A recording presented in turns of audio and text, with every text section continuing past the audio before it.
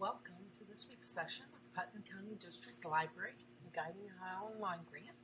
This week we're taking a look at Slidesgo.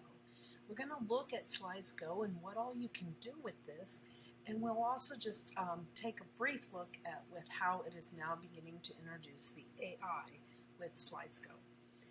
What Slidesgo does is it provides you with free Google Slides and PowerPoint templates that can add to and enhance your presentations that you might be making. If you're like myself, after a while you get kind of in a routine and a flow of how you are creating a presentation. So this gives you the opportunity to add a little bit of different images, different format to your slides. With Slidesgo, you are able to have the free templates for both personal and commercial purposes. You just aren't allowed to sub-license and sell or to rent out the Slidesgo content. So if you go to slidesgo.com, you have the option here of being able to log in with your Google account, which is what I have done. You can actually use and download up to 2 slide presentations for free without having to log in if you so choose. But like I said, at this point, what we're looking at is free, so I've signed into my Google account, and across the center of the page here, you'll see the breakdown of how you can actually look at slides, or you can simply type in here in the search bar. So I can search simply by color if I would choose. If I want, for some reason, I would want my slides to all be blue, for example, I would search by color. I have my education way of searching. I can search if I happen to be in business, marketing, and so forth. The other thing here is you'll notice right on the end is infographics. So if you needed to and wanted to do something in the way of an infographic, say I want to do something with a timeline, I have all of these different templates for different infographics as well. You do have the option of changing language if you were chose to, and you also have what I find really interesting is this More button where you can actually find free vectors, photos, icons, an online editor, story sets, and even videos. So if I were to go down here to the Vidvo, I then have all of these stock footage of different videos that if I wanted to add those to my presentation, I could do that. I'm going to go back here to my Slidesgo, and I'm simply going to type in, let's type in Halloween, since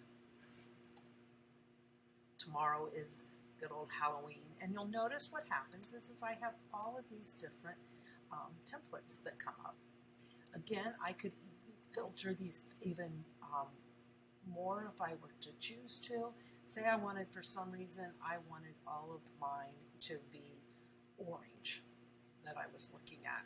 And so there's 8 different, notice the number there out to the side, 8 different templates that are orange in color. And then what happens is I, for some reason, let's just say I want this one with the cute Halloween. I have the option here that I can like it. And since I'm signed in, that's going to keep that available to me. It's going to save that, and I'll always have that as one of my favorites. But I also then have the option here, I can download as well. So if I click here on download, it's going to always ask me, do I want this as a Google slide or as a PowerPoint? So I simply would click on how I wanted to be able to see this in the future, and it's going to allow me to make a copy, and then I would have this in my Google account as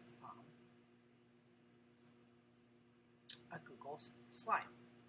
And at this point then, I have the option to be able to click on this and make the changes that I so choose, I could click, I could delete any of the different templates, any of the different slides out that are within this template that I, for some reason, do not want to use. And like I said, for me, the nice thing about it is it's already giving me all of these images. It's giving me a format and a layout that is not something that I would normally be creating, and I just have all of these great different options to be able to use for presentations. So that is what you're going to see with Google, or with Slidesgo. Like I said, you have the option of doing a Google slide or a PowerPoint. And the other only other thing to show is out here is the premium plans. If you so chose, you could actually create an account and pay for a premium plan. At this point, I just have always used and will continue to use what is available here in the free version. Hope you find this useful and helpful, and I hope everyone has a great week.